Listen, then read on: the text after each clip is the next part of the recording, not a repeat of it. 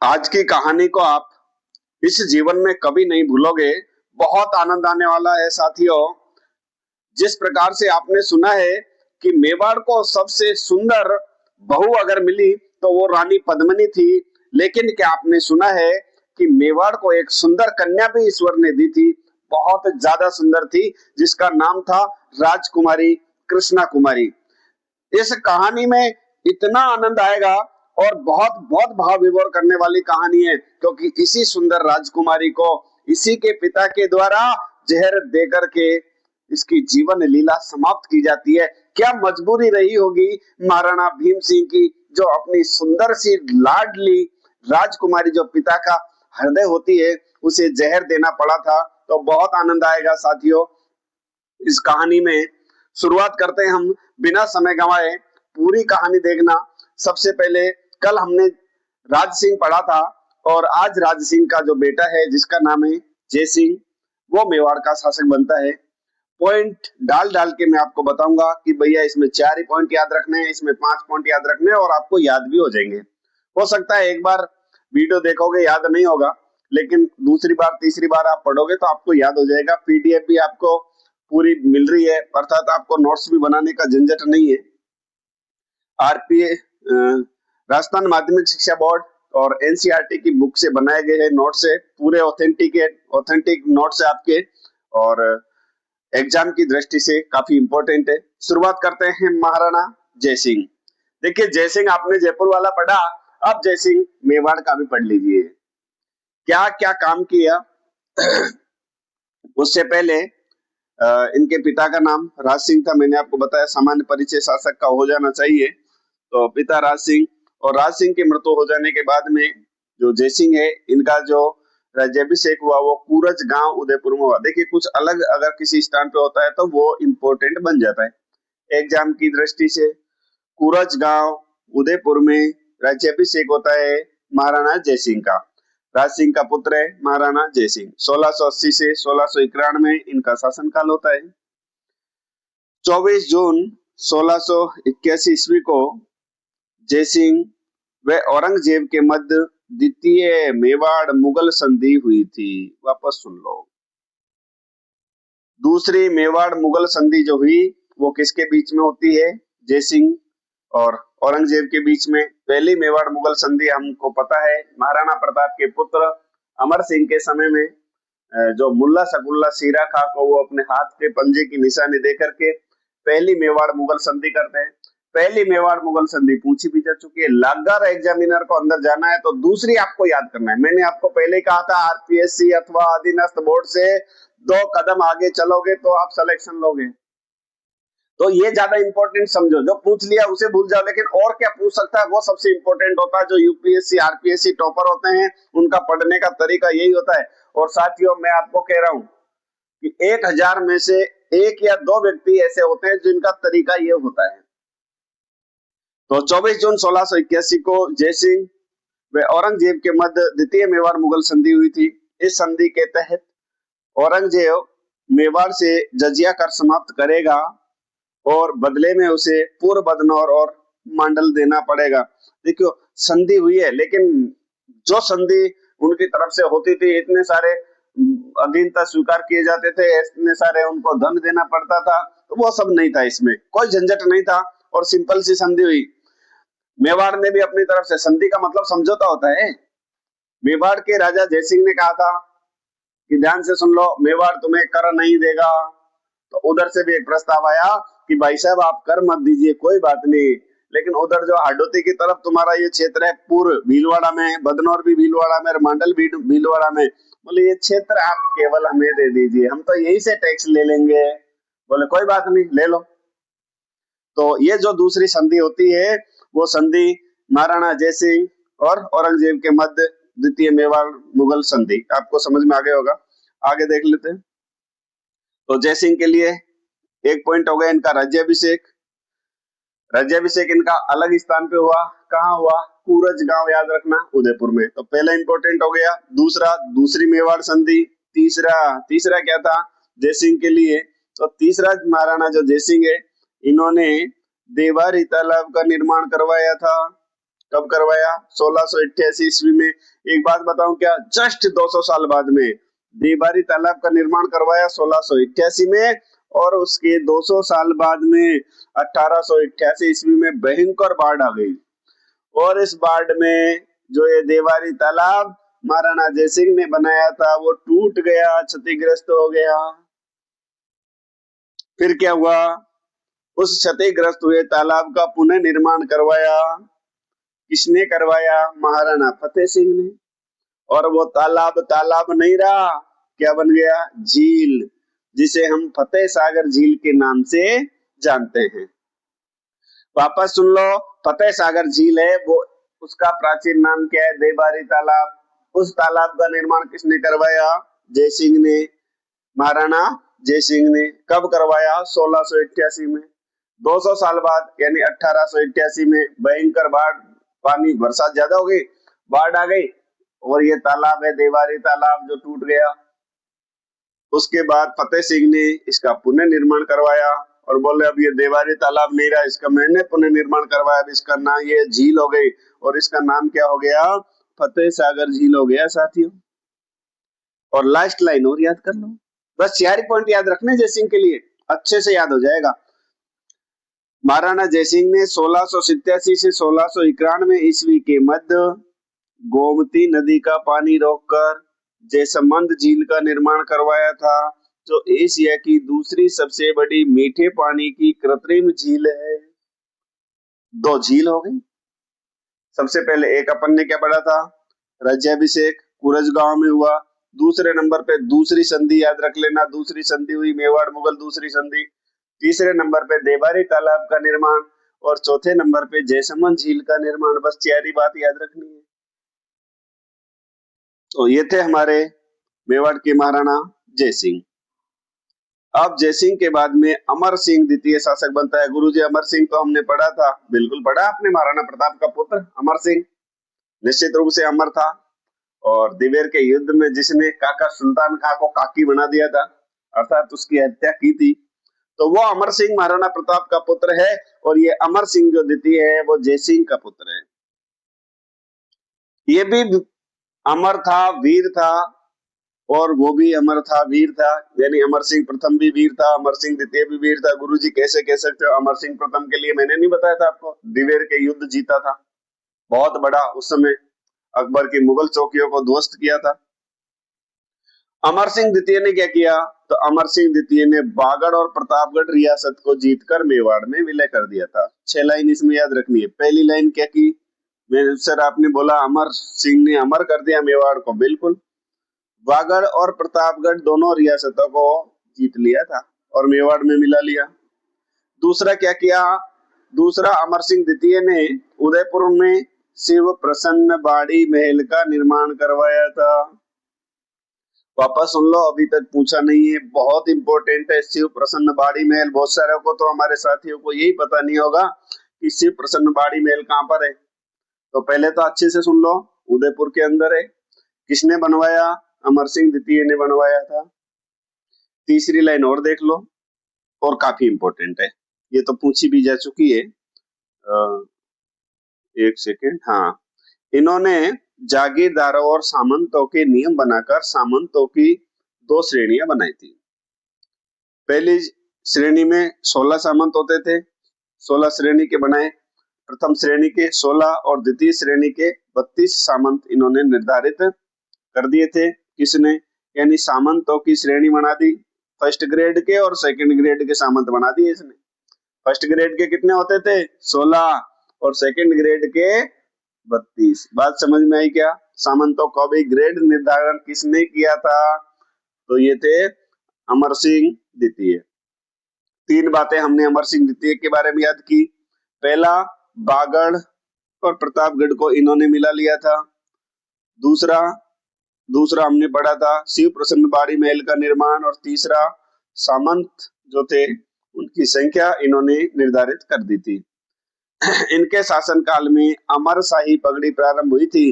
अमरशाही, अमर सिंह का नाम आते ही अमरशाही पगड़ी आपको याद हो जानी चाहिए। तो अमरशाही पगड़ी इनके शासनकाल में प्रारंभ हुई थी। तो प्रश्न पूछ ले कि अमरशाही पगड़ी कहाँ की है? तो अमरशाही पगड़ी मेवाड़ की है।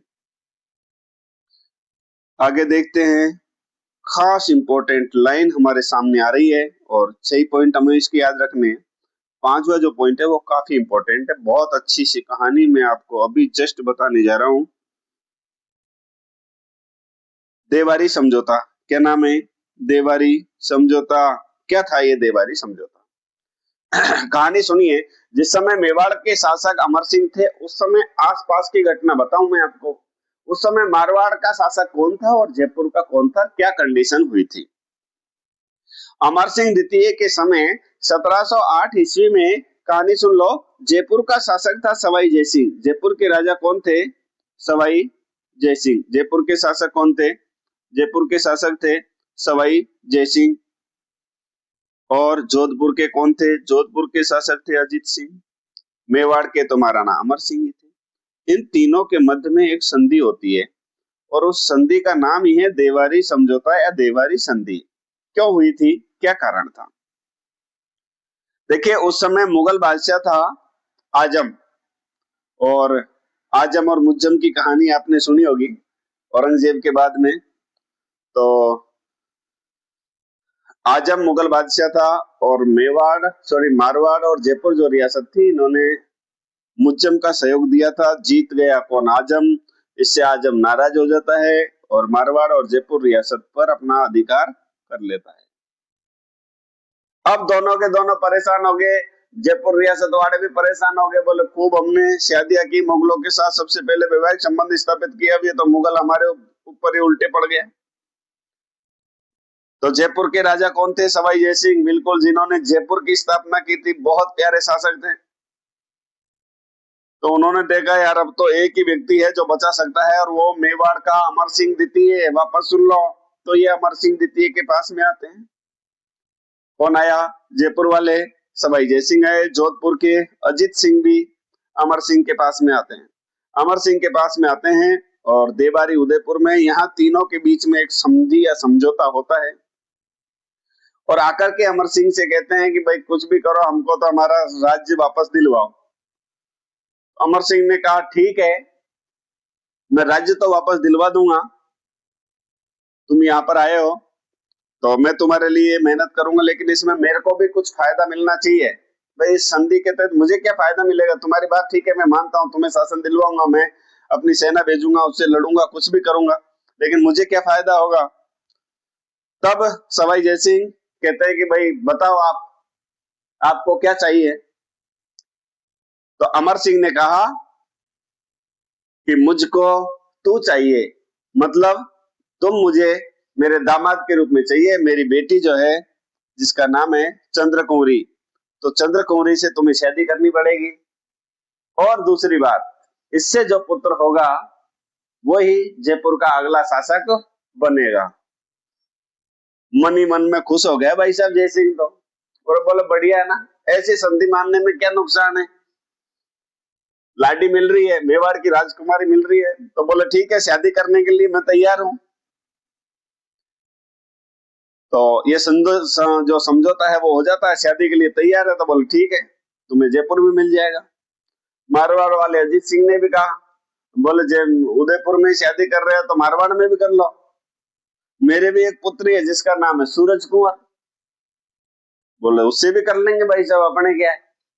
तो जयसिंह क्या जो है वो शादी चंद्रकुंवरी, जिसको सिसोदिया रानी के नाम से जाना जाता है, उनके साथ में विवाह का जो प्रस्ताव हुआ था, समझौता हुआ था, वो यही देवारी समझौते के तहत हुआ था, जो 1708 ईस्वी को देवारी उदयपुर में हुआ था। किस किस के बीच में होता है? रियासत सुन लो, एक जयपुर रियासत, मारवाड़ रियासत और मेवाड़ रियासत, तीनों के बीच में ये देवारी समझौता हुआ। और देवारी समझौते के तहत ही जयसिंह को जयपुर और अजीत सिंह को जोधपुर रियासत मिलती है, और जयसिंह का जो है वो विवाह शादी तय हो जाती है किसके साथ में? अमर सिंह द्वितीय की पुत्री चंद्रकुंवरी सिसोदिया रानी के साथ में, जो सिसोदिया रानी के नाम से जयपुर में जानी गई थी। लास्ट पॉइंट में मैंने यही बात लिखी है, अमर सिंह द्वितीय ने अपनी पुत्री, जिसका नाम था चंद्रकुंवरी सिसोदिया, का विवाह कछुआ शासक सवाई जयसिंह के साथ में किया था ना। साथ ही अमर सिंह ने अमर सिंह द्वितीय ने ये शर्त रखी कि चंद्र कौरी से उत्पन्न संतान ही अगला जयपुर का शासक बनेगा। और जयपुर का जब इतिहास पढ़ोगे तब आपको पता है चंद्र कुंवरी और सूरज कुंवरी के दोनों के पुत्रों के बीच में जबरदस्त संघर्ष होता है। चंद्र कुंवरी का जो बेटा है उसका नाम माधो सिंह होगा जयपुर में, और जो सूरज कुंवर है जो मारवाड़ में अजीत सिंह की पुत्री सूरज कुंवर, जिसका विवाह भी तो जयपुर के जयसिंह के साथ में होगा ना, तो उनसे जो बेटा होता है उसका नाम है ईश्वरी सिंह। और दोनों के बीच में भयंकर उत्तराधिकार का संघर्ष होगा। जब हम जयपुर की कहानी पढ़ेंगे तब मैं आपको एक बार और बताऊंगा कि ये जो झगड़ा हो रहा है उसका कारण देवारी समझौता था। तो ये था देवारी समझौता। और हमारा जो शासक हमने पढ़ा 6 लाइन मैंने आपको बताई थी अमर सिंह द्वितीय के लिए। सबसे पहली लाइन वापस देख लो, मैंने आपको बताया था बहुत ताकतवर था, बागड़ और प्रतापगढ़ रियासत को मिलाया, शिव प्रसन्न बाड़ी महलों का निर्माण करवाया, सामंतों की श्रेणी फर्स्ट ग्रेड सेकंड ग्रेड बनाई, अमरशाही पगड़ी प्रारंभ की, देवारी समझौता, और राजकुमारी जो थी चंद्र कुंवरी उसका जयपुर में विवाह। तो ये 6 बातें हमने किसके लिए याद की? अमर सिंह के लिए। अभी द्वितीय चल रहे। अब हम पढ़ेंगे संग्राम सिंह द्वितीय, महाराणा संग्राम सिंह प्रथम, जिसे हम महाराणा सांगा के नाम से भी जाना जाता है। विस्फोटक बल्लेबाज मैंने आपको कहानी में बताया था, जितने भी युद्ध किए बंदा एक में भी नहीं हारा। तो गुरुजी संग्राम सिंह द्वितीय को भी बता दो इन्होंने भी कितने युद्ध किए? नहीं रे, इन्होंने युद्ध नहीं किए, इन्होंने तो बहुत अच्छी अच्छी चीजें बनवाई है मेवाड़ में। आपने सहेलियों की बाड़ी नाम सुना होगा, बिल्कुल। बैजनाथ मंदिर का निर्माण बिल्कुल इन्हीं की देन है। और जो शासक का नाम क्या है? संग्राम सिंह द्वितीय। अब देखो संग्राम सिंह द्वितीय की कहानी। संग्राम सिंह द्वितीय 1710 से 1734 ईस्वी तक शासक बनता है। पॉइंट ही सीधे डाले, बस इतने से पॉइंट याद रख लो। राज्याभिषेक, जयपुर के शासक सवाई जयसिंह इनके राज्याभिषेक में शामिल होते हैं। बताओ क्यों? अरे अभी जस्ट मैंने आपको बताया था कि संग्राम सिंह द्वितीय ये सवाई जयसिंह के साले साहब हुए ना। बिल्कुल। अमर सिंह द्वितीय की जो पुत्री है जिसका नाम बताया था चंद्र कुंवरी का भाई है संग्राम सिंह। तो साले साहब का राज्याभिषेक समारोह में जीजा जी तो शामिल होंगे। तो सवाई जयसिंह इसमें शामिल हुए थे। प्रश्न आपको पूछा जा सकता है कि मारवाड़ के किस शासक के राज्याभिषेक समारोह में जयपुर के सवाई जयसिंह शामिल हुए थे? तो शामिल होने ही थे, क्योंकि अब रिश्ता हो गया, और रिश्ता हो गया तो अब आना पड़ेगा। तो पहला पॉइंट। दूसरा, महाराणा संग्राम सिंह द्वितीय ने उदयपुर में नाहर मगरी महलों और सहेलियों की बाड़ी उद्यान का निर्माण करवाया था। और कितनी बार पूछा है ये, सहेलियों की बाड़ी कहाँ स्थित है? नाहर मगरी महल, और नाहर मगरी जो ऊपर की तरफ है वहां पर महल भी बनवाए थे। इन दोनों का कारण क्या था? देखिए, रानियों के घूमने के लिए रानियों ने कहा भाई हमें भी अच्छा वाला गार्डन चाहिए, तो जिसमें केवल हम घूमे। तो सहेलियों की बाड़ी है, और आप जाकर के भी देखना, बहुत प्यारा सा गार्डन है। तो इसका निर्माण महाराणा संग्राम सिंह द्वितीय ने करवाया। रानियों के लिए नाहर मगरी महल और सहेलियों की बाड़ी दोनों का निर्माण संग्राम सिंह द्वितीय ने करवाया था। इसके अलावा एक बहुत खास काम करवाया इन्होंने, अभी तक प्रश्न नहीं पूछा है। राजमहलों का निर्माण किसने करवाया? उदय सिंह ने। राजमहलों को विंडरसर की संज्ञा किसने दी? इतिहासकार फर्ग्यूसन ने। राजमहल कहाँ पर है? उदयपुर में। ये तो कई बार पूछा है, लेकिन ये प्रश्न अभी तक नहीं पूछा कि उदयपुर में स्थित राजमहलों में चीनी मिट्टी से भित्ति चित्रण करवाने वाला मेवाड़ का शासक कौन है? और जिस दिन ये क्वेश्चन आएगा आनंद आ जाएगा। पढ़ना तो ऐसे ही पड़ेगा, ऊपर ऊपर से पढ़ोगे आनंद नहीं आएगा। तो संग्राम सिंह द्वितीय ने क्या क्या किया? सहेलियों की बाड़ी बनवा दी। मतलब जो कुछ भी कर रहा है भाई साहब रानियों के लिए ही कर रहा है। तो रानियां घूमने के लिए जाए तो उसके लिए बढ़िया गार्डन बनवा दिया, रानियों के लिए अच्छे महल बनवा दिए। और क्या करवा दिया? बोले इन महलों में आपको अच्छे लग रहे क्या? नहीं, और ब्यूटीफुल बनवा देते हैं, टाइल वाइल लगवा देते हैं। मतलब चीनी मिट्टी का भित्ति चित्रण करवाने वाला भी यही था। कौन? महाराणा संग्राम सिंह द्वितीय। चलो, रानियों के लिए बनवा दिए, भगवान के लिए भी कुछ बनवाया क्या? बिल्कुल, भगवान के लिए इन्होंने सीसारामा गांव उदयपुर में स्थित है, बिल्कुल। और सीसारामा गांव में वैद्यनाथ शिव मंदिर है, बहुत बहुत ज्यादा फेमस है। कभी उदयपुर आप आओगे तो बिल्कुल देखने आना। तो वैद्यनाथ शिव मंदिर का निर्माण इन्होंने करवाया था। यहीं पर इन्होंने एक प्रशस्ति भी उत्कीर्ण करवाई थी, जिसको वैद्यनाथ प्रशस्ति के नाम से जाना जाता है। इस वैद्यनाथ प्रशस्ति के इंपॉर्टेंट होने का कारण यह है कि इसमें हारित ऋषि कथानक का उल्लेख है। जब मैंने आपको बप्पा रावल पढ़ाया था, मैंने आपको एक कहानी बताई थी कि एक गाय गुफा के अंदर जा रही थी और बप्पा रावल जो गाय चरा रहा था वो गाय के पीछे पीछे जाता है। ये गाय रोज गुफा में क्यों जा रही है? वहां जाकर के वो देखता है कि एक ऋषि गुफा के अंदर तपस्या कर रहे हैं और वहीं पर वो गाय एक शिवलिंग के ऊपर खड़ी हो जाती है। आप गाय के स्तनों से दूध गिर रहा था। ये देख करके अचंभित हो जाता है। फिर बप्पा रावल जो है उनको वो हारित ऋषि बुला लेते हैं, बोले बेटा डरने की बात नहीं है। वैसे ये कहानी मैंने आपको पिछले वीडियो में बता दी थी, बहुत अच्छे से बताई है। आप पुराने वीडियो देखो, फर्स्ट से लगा करके कंटिन्यू देखते जाना है तो बहुत आनंद आएगा। तो वो जो कहानी मैंने आपको बताई थी वो कहाँ लिखी हुई है? तो वो कहानी वैद्यनाथ प्रशस्ति आपको याद रखना है, जो कहाँ पर है? सीसारामा गांव में। वहीं पर एक मंदिर है वैद्यनाथ मंदिर। तो हारित ऋषि कथानक वहां पर किसने उत्कीर्ण करवाया था? तो मैंने आपको बताया महाराणा संग्राम सिंह द्वितीय। और देखो और क्या करवाया इन्होंने? अजीत सिंह द्वारा निर्वासित दुर्गादास राठौड़ को शरण देकर विजयपुरा की जागीर दी और रामपुरा का हाकिम नियुक्त किया था। मुझे तो सबसे अगर कोई ताकतवर कोई बात लगी तो वो यही लगी थी दुर्गादास राठौड़ की। दुर्गादास राठौड़ जिसे राठौड़ों का यूलिसेस कहा जाता है। दुर्गादास राठौड़ जो अपनी जान पे खेल कर गए और औरंगजेब के चंगुल से छोटे से एक बालक जिसका नाम था अजीत सिंह को वहां से बचा करके लाता है। कालबेलियों का वेश धारण करके ये जाते हैं। मारवाड़ की धाय गोरा धाय जाती है। 4 लोग ये जाते हैं, अजीत सिंह को बचा करके लाते हैं, क्योंकि मारवाड़ का इतिहास समाप्त होने वाला था। उसे बचाने के लिए दुर्गादास राठौड़ गया था और इसी दुर्गादास राठौड़ को अजीत सिंह के द्वारा मारवाड़ से बाहर निकाल दिया जाता है। पता है क्यों? जब मारवाड़ का इतिहास पढ़ोगे बहुत आनंद आने वाला है कि किस प्रकार से अजीत सिंह मुगलों के साथ में वैवाहिक संबंध स्थापित करना चाह रहा था। दुर्गादास राठौड़ ने मना किया। रहे अरे मैं जान पे खेल करके तुम्हें बचा करके लाया हूं, तुम्हारी माँ ने रोते हुए हमको दिया था कि ये मेरे चिराग की रक्षा करना, उन्हीं मुगलों के साथ में तुम अपनी बेटियों की शादी कर रहे हो, ऐसा नहीं हो सकता। तब अजीत सिंह कहता है जियो तुम कौन हो मेरे को पूछने वाले? जब मारवाड़ का इतिहास पढ़ोगे बहुत आनंद आने वाला है। बोले निकल जाओ मेरे मारवाड़ से। अब अजीत सिंह ने दुर्गादास राठौड़ को मारवाड़ से निकाल दिया था। आंखों से आंसू गिर रहे थे दुर्गादास राठौड़ के कि मैंने कितनी स्वामी भक्ति दिखाई। और जब वापस इधर आ रहा था तब इसी दुर्गादास राठौड़ को संग्राम सिंह द्वितीय ने रोका था।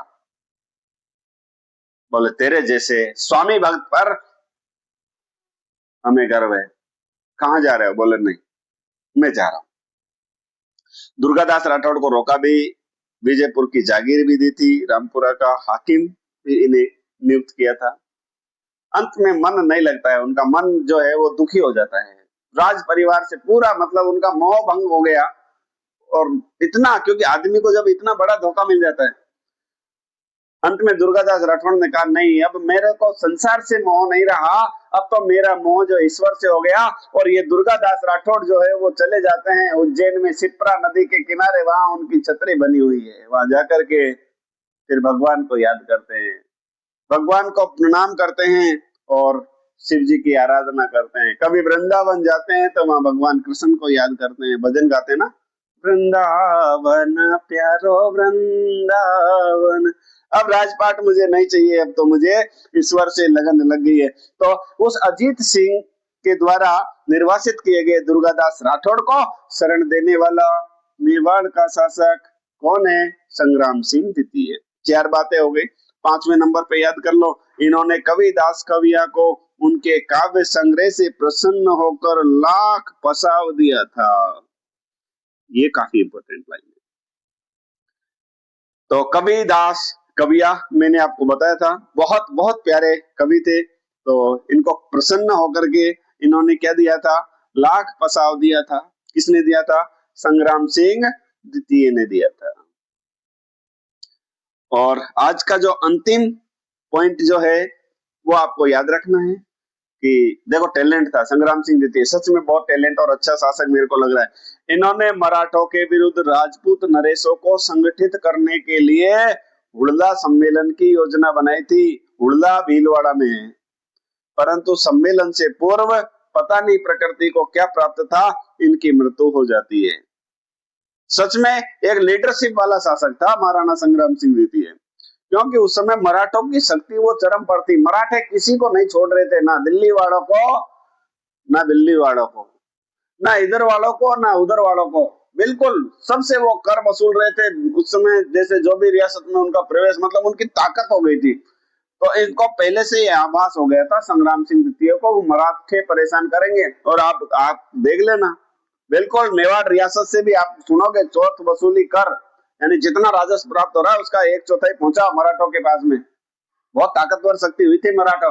तो इन मराठों से राजपूतों को बचाना है, तो इन्होंने उस समय एक सम्मेलन की योजना बना दी थी। बोले हुड़ला भीलवाड़ा में हुड़ला सम्मेलन का आयोजन करेंगे, और शायद प्रकृति को पता नहीं क्या मंजूर था कि उस सम्मेलन से पहले ही संग्राम सिंह द्वितीय की मृत्यु हो जाती है। अब अगला जो शासक हम पढ़ने जा रहे हैं वो है जगत सिंह द्वितीय। जगत सिंह प्रथम हमने पढ़ा था, करण सिंह का बेटा। देखो हमने महाराणा प्रताप के बाद में उनका बेटा अमर सिंह प्रथम, अमर सिंह प्रथम के बाद में करण सिंह जो मात्र 8 साल शासक रहा, और करण सिंह के बाद में हमने जगत सिंह पढ़ा।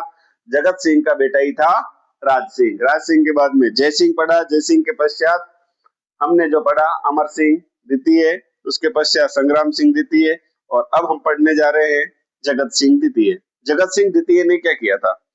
उस समय मैंने आपको बताया था जगत सिंह प्रथम ने जो है जग मंदिर का निर्माण करवाया, तो जग महलों का निर्माण जगत सिंह द्वितीय ने करवाया, जो पिछोला झील में अगर कभी घूमने आओ तो आप देख लेना। इनके आश्रित कवि नेकराम ने जगत प्रकाश ग्रंथ की रचना की थी। ये भी कई बार पूछा है, जगत प्रकाश ग्रंथ की रचना किसने की थी? नेकराम ने। लेकिन पूछ ले किसके आश्रित कवि थे ये? तो जगत सिंह द्वितीय के आश्रित कवि थे। नोट आ गया है, और नोट है तो काम का। अभी मैं आपको बता ही रहा था कि हुड़ला सम्मेलन आपको पता होगा, कर्नल जेम्स टोड ने इन्हें ऐश और आराम वाला शासक कहा है। किसको कहा है? जगत सिंह द्वितीय को। बिल्कुल ऐश और आराम वाला ही शासक था। महाराणा जगत सिंह द्वितीय के काल में मराठों ने सर्वप्रथम मेवाड़ में प्रवेश किया, और चौथ वसूली, अभी मैंने आपको कहा था राजा को कोई टेंशन नहीं, वो तो बस ऐश आराम चाहिए।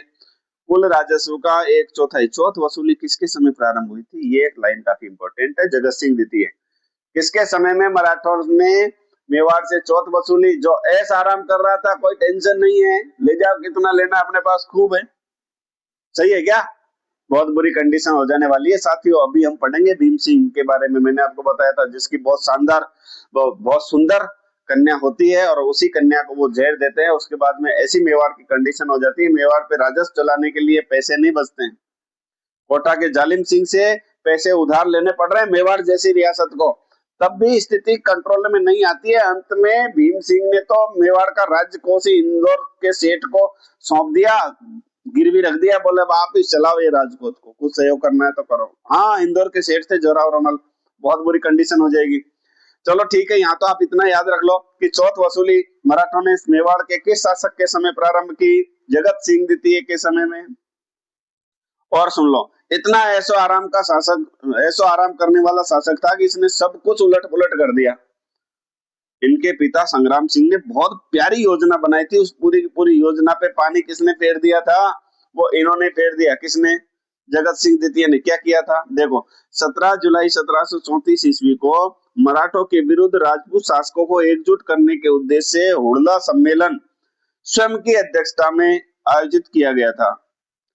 तो इन्होंने क्या हुड़ला सम्मेलन आयोजित कर लिया, और बोले उसका अध्यक्ष मैं ही रहूंगा। मैंने कहा ना ऐशो आराम वाला शासक था। ऐशो आराम वाले किसी को नहीं काटते। बोले अध्यक्ष मैं ही रहूंगा। अब पता नहीं इसमें जब अध्यक्ष तुम ही रहोगे, दूसरों को इज्जत नहीं दोगे, ये सम्मेलन ही असफल हो गया था। इस सम्मेलन में शामिल होने वाले प्रमुख राजपूत आप देख लीजिए ना, कौन कौन शामिल हुए थे। आमेर से सवाई जयसिंह, और जोधपुर से अभय सिंह आया था जिसके समय खिजड़ली आंदोलन होगा। बीकानेर से जोरावर सिंह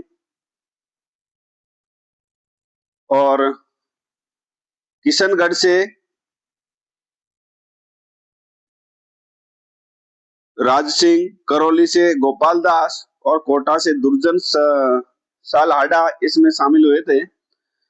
तो ये थोड़ा सा हमको याद रखना है क्या कि उड़ला सम्मेलन किसके समय हुआ, तो समय जिसके साथ में होता है तो समय आपको याद रखना है किसमें, जगत सिंह द्वितीय के समय में। सबसे पहले योजना संग्राम सिंह द्वितीय ने बनाई थी, लेकिन उसके बाद बेटा आराम से ऐसो आराम करने वाला था, खुद की अध्यक्षता में उड़ला सम्मेलन आयोजित किया, असफल हो गया। अब असफल हो गया तो मराठों ने चौथ वसूली प्रारंभ कर दी थी, किसके समय, जगत सिंह द्वितीय मेवाड़ का। नोट आया है, और नोट आया है तो देख लो भाई साहब कितने का नोट है, काम का नोट है। महाराणा जगत सिंह के समय 1739 ईस्वी में नादिर शाह ने दिल्ली पर आक्रमण किया था। नादिर शाह कौन था? नादिर शाह ईरान का नेपोलियन था।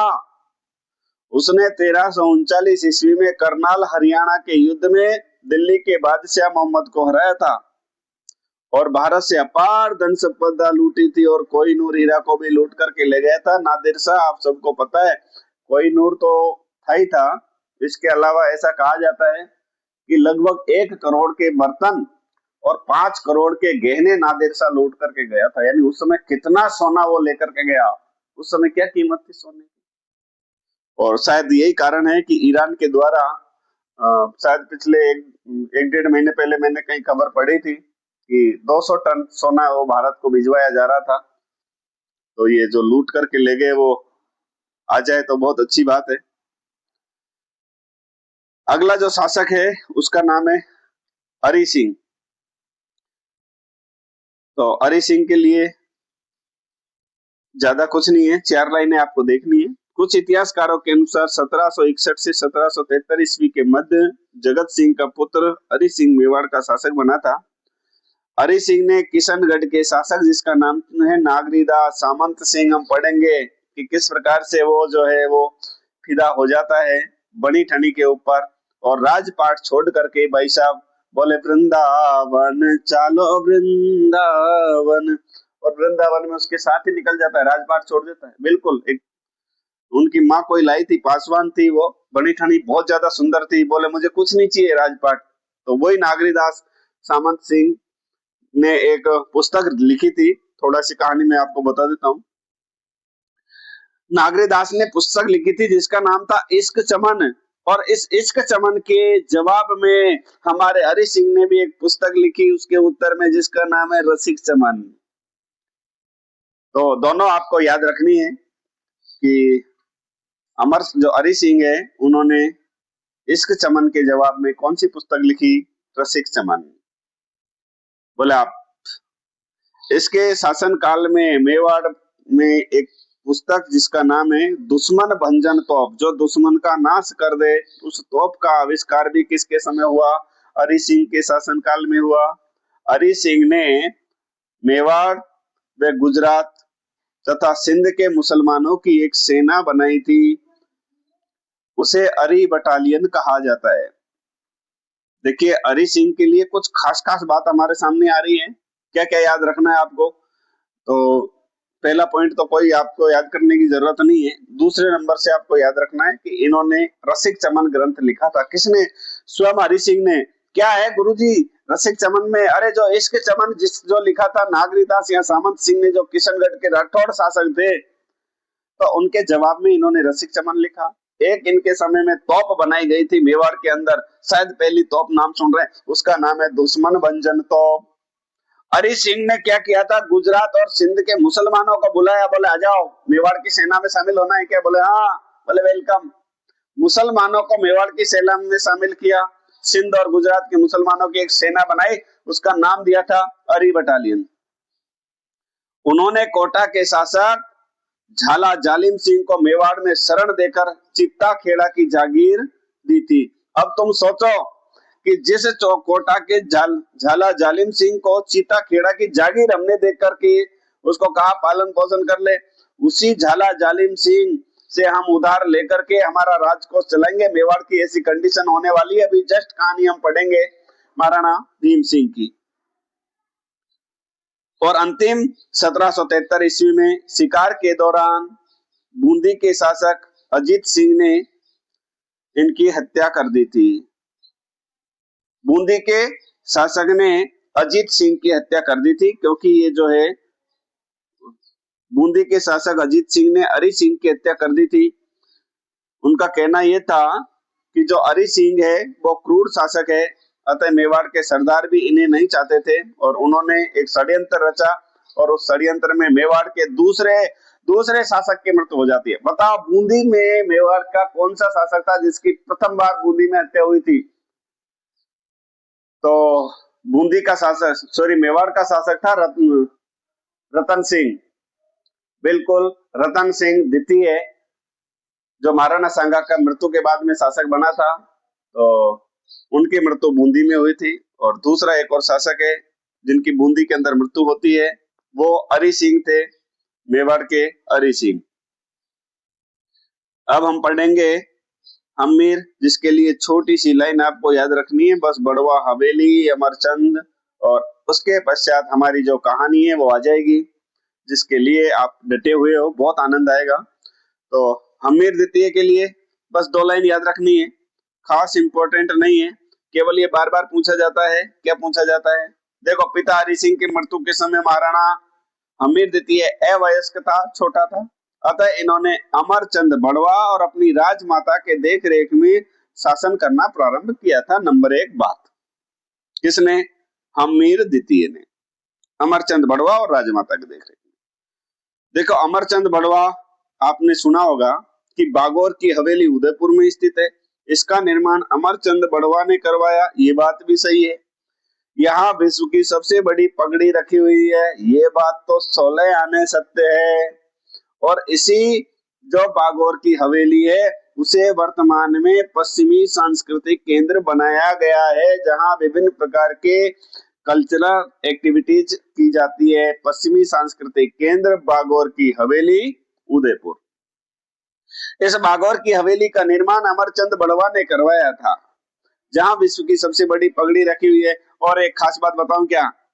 हमीर द्वितीय के शासन काल में इन्हीं के इशारे पर अमरचंद बड़वा की क्या कर दी गई? हत्या कर दी जाती है। क्या बात कर दी? बिल्कुल। क्या कारण था? देखो, कारण मैं आपको बताऊं।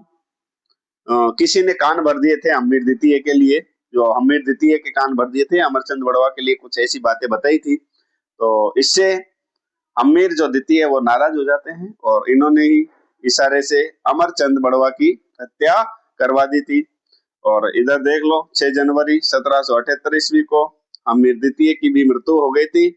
और हमीर द्वितीय के बाद में जो शासक मेवाड़ का साजा बनेगा उसका नाम है भीम सिंह। और भीम सिंह के लिए अब हम पढ़ने जा रहे हैं।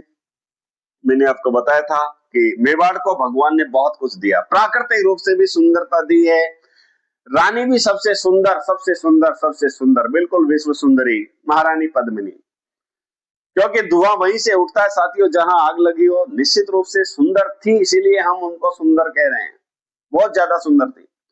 सुंदर रानी भी दी है तो सुंदर राजकुमारी भी दी है, सुंदर कन्या भी मेवाड़ को दी है, सुंदर पुत्री भी मेवाड़ को दी है भगवान ने। लेकिन लेकिन लेकिन इस कहानी को सुनने के बाद में आंखों से आंसू नहीं डटेंगे। क्यों? क्योंकि एक ऐसी घटना हो जाती है जिसकी हम कल्पना नहीं कर सकते। मैं तो कहता हूं सुंदरता तो अभिश्राप बन गई मेवाड़ के लिए, बिल्कुल अभिश्राप बन गई थी। महारानी पद्मिनी इतनी सुंदर नहीं होती तो शायद मेवाड़ का पहला साका नहीं होता, क्योंकि पद्मिनी को प्राप्त करने के लिए ही तो अलाउद्दीन खिलजी आया था। दूसरे मेवाड़ को एक और सुंदरता दी, सुंदर राजकुमारी के रूप में, जिसका नाम है राजकुमारी कृष्णा कुमारी, भीम सिंह की बेटी है। और एक बाप के द्वारा जहर दे करके अपनी पुत्री को मारा जाता है, उसे मृत्यु दी जाती है और हाथ जोड़ करके कहता है, बेटा प्लीज मुझे माफ कर देना। तो भीम सिंह की कहानी मैं आपको सुनाता हूं। भीम सिंह की अत्यंत रूपवती राजकुमारी कृष्णा कुमारी का विवाह, शादी तय हुई है, सगाई हुई है।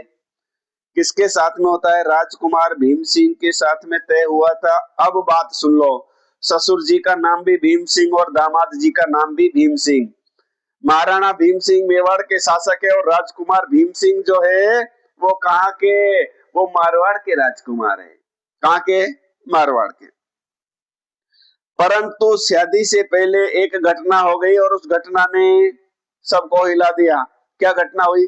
शादी से पहले ही, शादी होने वाली है उससे पहले ही राजकुमार भीम सिंह की मृत्यु हो गई थी। क्या भगवान, इतनी सुंदर राजकुमारी थी, इतनी ब्यूटीफुल राजकुमारी थी, और सगाई हुई कि पति मर गया। फिर अब क्या घटना होती है? पति की मृत्यु हुई, सगाई हुई, शादी होने के बाद में अगर पति की मृत्यु हो जाती है तो उसके बाद में दोबारा शादी नहीं होती है। लेकिन ठीक है, अब आगे देखो। सुंदर थी, कोई भी रिश्ता ले लेगा। इसलिए महाराणा भीम सिंह, अब मेवाड़ के महाराणा भीम सिंह ने कहा भाई अब जो है जवाई सा तो चले गए, इनकी शादी हुई नहीं थी, वो भी भीम सिंह था, तो अब मारवाड़ में रिश्ता कैंसिल होना ही है ना। अब भीम सिंह ने बोले जयपुर देखते हैं, और इतनी सुंदर थी तो कोई भी रिश्ता ले लेगा। तो जयपुर के शासक जिसका नाम है जगत सिंह कछुआ के साथ में राजकुमारी जिसका नाम है कृष्णा कुमारी का रिश्ता तय कर दिया। अब सुनो, अब थोड़ा सा विवाद होने वाला है। भीम सिंह की मृत्यु हो गई मारवाड़ वाले की, तो जयपुर में जाकर के जगत सिंह कछुआ के साथ में रिश्ता तय कर दिया। अब इस कारण मारवाड़ के राजकुमार भीम सिंह का भाई है जिसका नाम है मानसिंह राठौड़। मानसिंह राठौड़ ने कहा कि कोई बात नहीं, मेरा भाई मरा है ना, हम तो जिंदा है। अगर राजकुमारी की शादी जो है, सगाई जो है वो मारवाड़ में हुई है तो बारात मारवाड़ से जाएगी और वो लाडी बन के मारवाड़ में आएगी। अब देखो, सुंदरता पे सब मरते हैं, सही बात ये थी। भीम सिंह का भाई है जिसका नाम है मानसिंह राठौड़, और मानसिंह राठौड़ ने पत्र लिखा मेवाड़ में भीम सिंह के पास में, बोले तुम गलत कर रहे हो, तुम जयपुर क्या दिल्ली बंबई कहीं भी सगाई कर दो, लेकिन कृष्णा कुमारी बहू बनेगी तो वो मारवाड़ की बनेगी, चाहे कुछ भी हो जाए। अब ये सूचना जगत सिंह के पास में जाती है। जगत सिंह ने फिर मारवाड़ के मान सिंह को कहा, बोले गलत आदमी से पंगा मत लेना, चिथड़े उड़ जाएंगे। बोले अब शादी सगाई मेरे साथ में हो गई है ना, तो अब कृष्णा कुमारी जयपुर ही आएगी, जयपुर की ही राजरानी महारानी बनेगी। इधर वाला कौन, मानसिंह राठौड़ मारवाड़ का, वो तो कह रहा है कि कृष्णा कुमारी मारवाड़ आएगी, जयपुर वाला जगत सिंह कह रहा है कि कृष्णा कुमारी जयपुर आएगी। अब लड़ाई शुरू हो जाती है दोनों के बीच में। जगत सिंह कछुआ और मानसिंह राठौड़ के मध्य में 12 मार्च 1807 ईस्वी को गिंगोली नागौर का युद्ध होता है। 12 मार्च 1807, बार बार प्रश्न पूछा गया है। गिंगोली नागौर का युद्ध किस किस के बीच में होता है? जयपुर और मारवाड़ यानी जोधपुर के बीच में होता है। जयपुर का जगत सिंह कछुआ, उधर से मारवाड़ का मानसिंह राठौड़। अब इसमें क्या हुआ, जयपुर के जगत सिंह जो है पिंडारियों को साथ में लेकर के आते हैं, और पिंडारियों के सहयोग से जगत सिंह कछुआ की विजय हो जाती है। बहुत सारे लोग इसमें मारे जाते हैं, परंतु मानसिंह राठौड़ हार गया। लेकिन हारने के बाद में भी उसने क्या कहा, भले कुछ भी हो जाए, जब तक मैं जिंदा रहूंगा कृष्णा कुमारी को छोड़ने के लिए वो तैयार ही नहीं होता है, बोले मेरी है। इस विवाद को हल होते नहीं देखा, यानी ये विवाद हल नहीं हो रहा था। अब देखो, गांव में कुछ लोग ऐसे होते हैं जो आनंद लेते हैं, तो इसी प्रकार का आनंद लिया टोंक के नवाब अमीर खां पिंडारी ने। नहीं होते हैं क्या, गांव में कुछ लोग होते हैं, किसी के छोटा सा विवाद हो गया, पुलिस केस हो गया, तो वो बेचारे क्या जाने, बोले कोई बात नहीं, मैं 5,000 दिन तेरा काम करवा दूंगा। उधर वाली पार्टी से भी वो मिल लेता है, वैसे भी पैसे। मतलब गांव में एक आदमी ऐसा होता ही होता है जिनका काम यही होता है कि गांव में विवाद हो, उधर से भी वो पैसा लेता है, उधर से भी पैसा लेता है। तो यहाँ पर इस विवाद का आनंद कौन उठा रहा है? टोंक का नवाब जिसका नाम है अमीर खां पिंडारी। अमीर खां पिंडारी ने तीनों ही रियासतों से धन वसूलना प्रारंभ कर दिया। अब इससे दुखी होकर के, क्योंकि इसके विवाद को हल ही नहीं हो रहा था। आप देखो ना, 1807 में युद्ध हुआ, 1810 आ गया, विवाद हल ही नहीं हुआ। अंत में टोंक के नवाब अमीर खां पिंडारी ने भीम सिंह से कहा कि अब ये विवाद हल होने वाला नहीं है, आगे बढ़ ही रहा है, और कितने लोग मरेंगे, कितनी रानियां विधवा होगी, तो इसका एक ही उपाय है। बोले क्या? बोले कृष्णा कुमारी को जहर देकर के आप इसको समाप्त कर सकते हो। उसने कहा ये मैं कैसे कर सकता हूँ, ये एक बाप कैसे कर सकता है? बोले भीम सिंह करना ही पड़ेगा, इसका पाप तुझे लगेगा। क्योंकि कितने हजारों लोग मरेंगे इसमें, और कोई ऑप्शन मुझे दिखाई नहीं दे रहा है। इसके लिए हजारों लोगों को बचाने के लिए इतना पाप तो तुम्हें करना पड़ेगा। अब आप सोचिए उस पिता से क्या बीत रही होगी, उसका हृदय छलनी हो जाता है और अंत में वो कठोर हृदय कर करके विष अपनी पुत्री को दे देता है और बेहोश होकर के गिर जाता है। माता भी बेहोश होकर के गिर जाती। कुछ समय बाद में होश आते हैं, आंखों से आंसू बहते हैं कि हे भगवान, कुछ भी करता। इसलिए कहते हैं ना, अति सर्वत्र वर्ज्य। बहुत ज्यादा सुंदरता भी अभी श्राप बन जाती है। अरे केवल हमारे लिए ही नहीं, भगवान शिव और पार्वती ने भी तो, आपको पता है, एक बोले सबसे सुंदर कन्या चाहिए, भगवान पार्वती ने शिव जी से कहा था, तो सबसे सुंदर कन्या तो दुनिया की सबसे सुंदर कन्या बना दी, जिसका नाम था अहिल्या। आपको सुना होगा, तो ये गौतम ऋषि के साथ में उसकी शादी कर दी। अब चंद्रमान सब शादी में गए थे, तो वो टेंशन में आ गए, यार इतनी सुंदर है तो मतलब मेरी लाड़ी होनी चाहिए। और वही घटना होती है, गौतम ऋषि स्नान के लिए निकलते हैं, पीछे से चंद्रमान वो उसके वहां पे आ जाते हैं। इधर गंगा कहती है कि तेरे घर में तो चोर घुस गया, और गौतम ऋषि उस अहिल्या को श्राप देते हैं कि तू पत्थर की बन जा, तेरे ऊपर कितने लोग मर रहे हैं। तो वो पत्थर की बन जाती है। त्रेता युग में भगवान श्री राम के पैर से वो ठोकर लगती है, तब वो, तो ये सब कहानी आपने, मतलब सच में सुंदरता अभिश्राप होती है। इसलिए बहुत सारे साथी को कह रहे ना, मेरे तो बहुत दुनिया की सबसे सुंदर लाडी चाहिए, मत सोचो भैया ऐसा, बहुत ज्यादा सुंदरता अभिश्राप होती है। मैंने 3 उदाहरण आपको दे दिए। एक पिता को अपनी पुत्री को जहर देकर के उसकी जीवन लीला समाप्त करनी पड़ती है, और इस घटना को कहा जाता है मेवाड़ का कलंक। मेवाड़ का कलंक, सच में मेवाड़ का कलंक था ये। आगे की कहानी देखो, अब क्या हुआ। 1818 ईस्वी में भीम सिंह ने अंग्रेजों के साथ में संधि कर ली थी। कुछ ऑप्शन बचा ही नहीं था, संधि तो करनी थी अधिकतर रियासतों में। उस समय कर्नल जेम्स टोड, जिनको हम बार बार पढ़ते हैं, घोड़े वाले बाबा के नाम से जाना जाता है, हमेशा घोड़े पे रहते थे वो, भीम सिंह के शासनकाल में मेवाड़ आए थे और मेवाड़ के पीए अर्थात पॉलिटिकल एजेंट नियुक्त किए गए थे। कौन? Colonel James Tod Bhim Singh. और कर्नल जेम्स टोड ने साफ शब्दों में एक बात लिखी, देख लो आप। कर्नल जेम्स टोड ने भीम सिंह के बारे में कहा कि इनके शासन काल में मेवाड़ की आर्थिक स्थिति इतनी कमजोर हो गई थी, क्या श्राप तो नहीं लग गया? आर्थिक स्थिति इतनी कमजोर हो गई थी कि भीम सिंह को राज कार्य चलाने के लिए कोटा के जालिम सिंह से पैसे उधार लेने पड़े थे। अब आप सोच लो, जिस हरि सिंह ने इस कोटा के जालिम सिंह को शरण देकर के चीता खेड़ा की जागीर दी थी, अभी हमने पढ़ा था, उसी जालिम सिंह से पैसे उधार लेने पड़ गए थे मेवाड़ में, जो कि महान रियासत थी। और एक और बात बताऊं, महाराणा भीम सिंह ने अपनी कमजोर आर्थिक स्थिति के कारण उदयपुर का जो राजकोष है वो इंदौर के सेठ, अब ये दोनों लाइन इंपॉर्टेंट है, जोरावर मल को सौंप दिया था। बोले आप कुछ भी करो, मैं राजपाट, कुछ धन खजाना सब खाली हो गया। गुरुजी क्या हुआ? फिर आप वही बात कह रहे हो, बिल्कुल, कहीं श्राप तो नहीं लग गया? भीम सिंह के शासन काल में कृष्णा आडा ने भीम विलास ग्रंथ की रचना की थी, पूछा जा सकता है। और इनकी एक रानी थी जिनका नाम था पद्मेश्वरी। रानी पद्मेश्वरी ने पिछोला झील के किनारे पद्मेश्वरी शिवालय का निर्माण करवाया था। आपने इस वीडियो को ध्यान से देखा, ध्यान से सुना। अगर आपको मेरा वीडियो अच्छा लगे तो साथियों देखो, कुछ नहीं है, आप लाइक कर दो, कमेंट कर दो, गुड, वेरी गुड, जो भी आपको लगे।